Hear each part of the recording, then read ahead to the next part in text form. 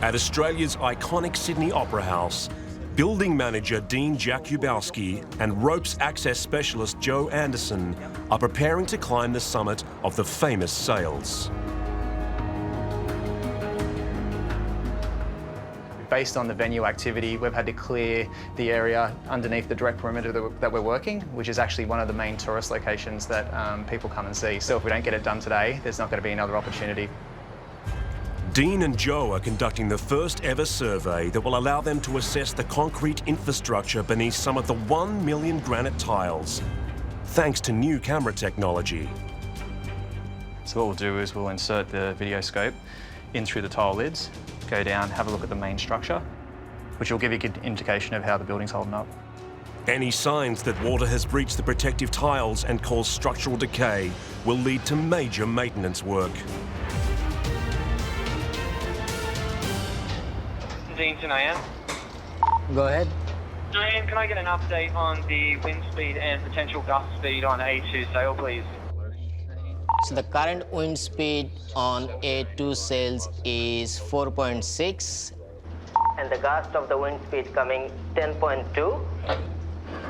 In the Opera House's dedicated weather station, Building Operations Supervisor Nyan Debnath is monitoring strong wind gusts on top of sail A2. Wind gusting over 10 metres per second is a real concern for us. But if it gets up to 12 metres per second, that's when we've got to call it. It's a real safety concern for us.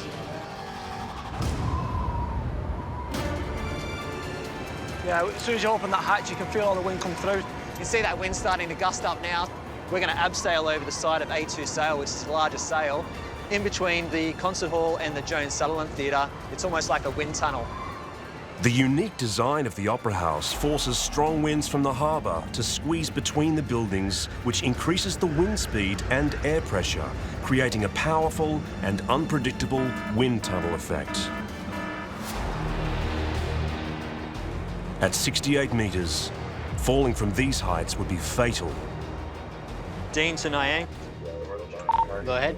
Can I get an update on the wind speed on top of A2, please? So the current wind speed is 7.5 and the gust is 11.1. If the wind reaches 12 metres per second, it will be blustering over 40 kilometres an hour, generating even faster wind gusts as it channels through the wind tunnel and over the sails. If elements change while you're doing a job like the wind, you can be swung across the building. It is probably the most dangerous thing. Constantly swinging, the wind's blowing you, you're getting abrasion on your ropes. Obviously, you know, only ends up one way, not a good way. It's a race to get the survey underway before the wind speed reaches the critical 12 metre per second danger point, or their small window of opportunity will close for another 6 months. If it gets up to around 12, we're going to call it a day. We want to get over the side before that happens. So we're currently sitting around 68 metres above sea level. We're at the summit of the top of A2, which is the highest point of the Sydney Opera House. Diane, can I get an update on the wind reading, please? A2 sails is going over 10 at 7 a.m. Thanks, mate. Dean must complete at least a dozen samples before the wind speed reaches the 12 metre per second danger point. He needs to find out if water has penetrated the tiles, causing corrosion on the concrete beneath. We're going to go over the side today and have a look underneath these tile lids and hopefully not to find anything. And it's the gusts what we're worrying about, which we can't predict.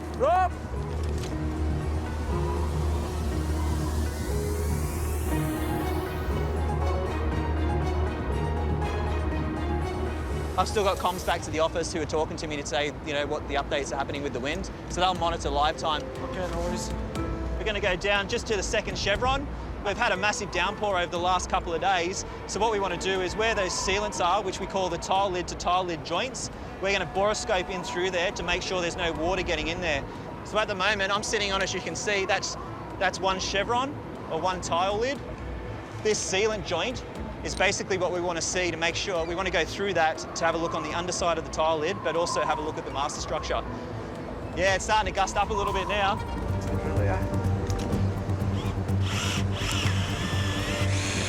This has remote control, so you can move around the edge, so we can actually travel 2 metres underneath the tile lid. The borescope will offer the first glimpse of the concrete infrastructure beneath these tiles since the uniquely designed landmark was completed in 1973. So recording location A2E17. And will reveal if rain and salty sea spray from the harbour has actually penetrated the joints between the tiles. Just heading through in past the sealant. That's the main structure. So you can see there, you can see the actual quality of the concrete underneath there. It's so close. Looks in good condition.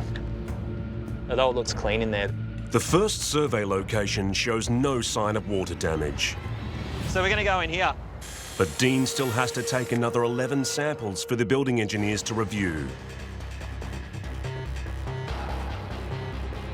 Just one sign of water corrosion could lead to costly repairs. What's that over to the left there, mate? Looks like staining. Looks like a bit of water staining, doesn't it? Yeah, we'll have to have a closer look at that one. There's a little bit of water staining that we need to have a look at. Yeah, better get it checked out.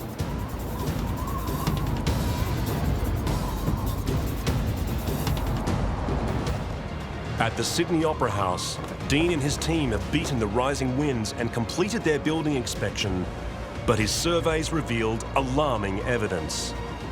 That's actually right on the main structure. Yeah. You can't really see on this screen, but we'll have to take it back and show the engineers. Water appears to have penetrated the tiles beneath the famous sails. Any signs of corrosion or cracking in the concrete structure would mean major maintenance works. We've done about 12 video scope penetrations into the side of the building. The video scope had an extension on it of 2 metres. So we're able to get right down to have a really good reflection of what's actually happening underneath there.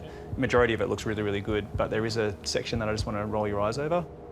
Dean's called in diagnostic engineer Simon Steck, who will have the final say in determining the fate of the harbour's most iconic building. Because what you're trying to look for is displacement of concrete. Yeah.